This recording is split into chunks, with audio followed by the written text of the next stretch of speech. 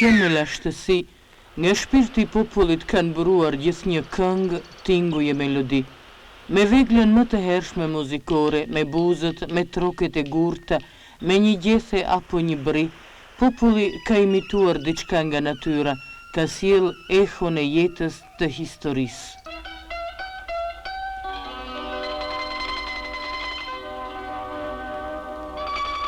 Ka jehuar lira në shkallët e odeonëve në një spektakël popullor, ka kënduar siringësi, fyeli e hidraulikoni në nëngypësh, në vitet e lashtësisë, në teatrot e Durrësit, Butrintit, në arenën e argëtimeve të në Bylis e të tjerë.